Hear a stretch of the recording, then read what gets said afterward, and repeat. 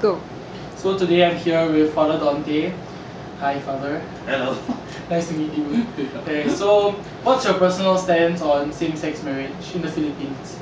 Okay. Yeah. Of course, as you know, I'm a priest. I'm a religious priest. I belong to the congregation of the sacrament. I'm also the chaplain of AKIK. So as a priest, I really do not have a personal stand or personal opinion about same-sex. I will have to, of course, toe the line about the official stand of the church. And of course, the official stand of the church is, I Yeah. think you know already, they're not in favor of same-sex marriage. Only because they have, of course, they have to first follow the what was taught by Jesus, when it comes to marriage, it's supposed to be male and female. That is very, very clear in the Bible. At the same time, there is also a reason for that, because marriage is really to continue, the humanity, to continue procreation, and and from what I understand, there is a really deeper reason about same-sex, why it's against same-sex. In the Philippines, we always hear those who are against, the pro RH. They will always say that we have actually overpopulation. But the truth, it is not true. It's not really overpopulation. I don't think that is the right word. Maybe it is overconcentration. All the people, they like to flock to the urban cities. Yeah. What in the Areas. there's no people there. But I think the problem actually is not really overpopulation, but the unequal distribution of wealth, because we have more than enough wealth in the Philippines to feed the whole population. That's nothing. And at the same time, we know that the reality is in the whole world, it's not growing population. It is going down, underpopulation. We will be honest about it. It's really that's why for example, in Japan, they are encouraging the women to bear more children. Just for them to bear children, they will have 1 year paid, maternity leave. But still, no. Now recently, I just read in Singapore, the father of Singapore, Lee Kuan Yew, he is being blamed for their population. I came from Singapore, by the way. Oh, you are from Philippines? I thought that you are just trying to, No, no. I thought you are a Filipino. Oh, very good. You can testify, no? I just read it, no? And he said, I should not be blamed for that, no? Because, when you become so attuned to, not having children, there will come a time you don't like to have children. Yeah. And you can read it in Europe, in America, millionaires, but they don't have children.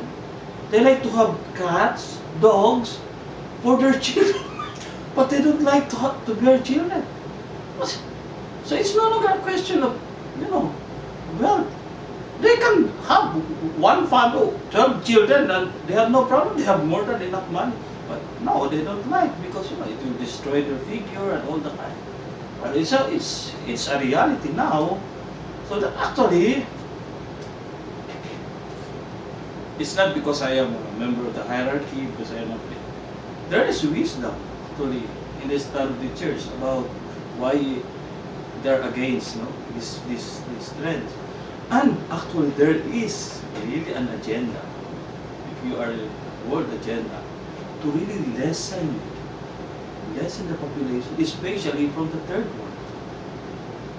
They say that they are not, um, what is the right word? I have they we have, because they are a third world, so they should not have, big population. They have to control the Yeah. population of the third world. Why? Because You mean like they have no right to propagate more.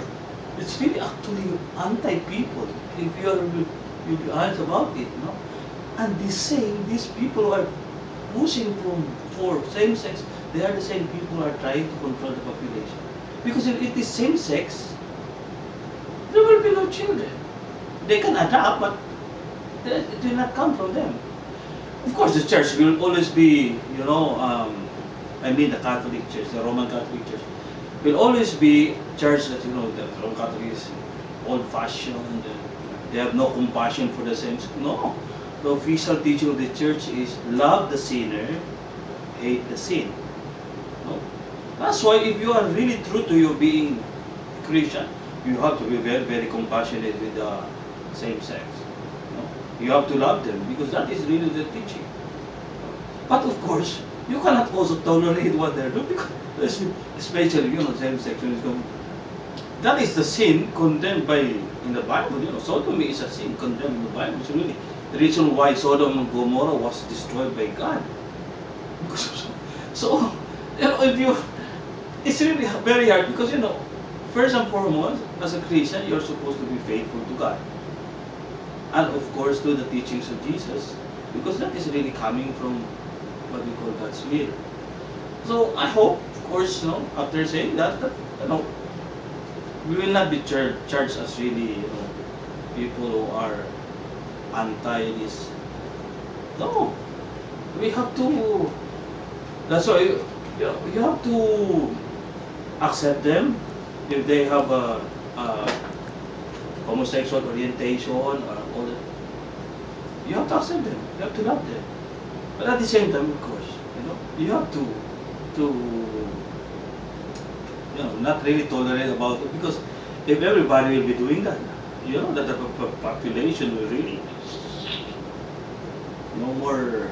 At the same time, based on because I have been studying or reading some there are really people who are very very courageous who are saying it's not for the good of the children if they grow up in the same sex. It is not for their good. It's still normal to grow up in a mother and really father family with a real mother and a real father. That is for the good of children. And so, there is always wisdom to the church because, as we say, it's the mother church. And because of her very long history, almost like more than 2,000, she has learned from really experience, no? Because as we say, the best teacher is really experience. She has learned from it. And now, of course, because you are from Singapore, now even Lee Kuan Yew you can see that the implication of the policies before now. It's really anywhere in the world it's not the same. Even if they like to encourage women to have more children, no more. They don't.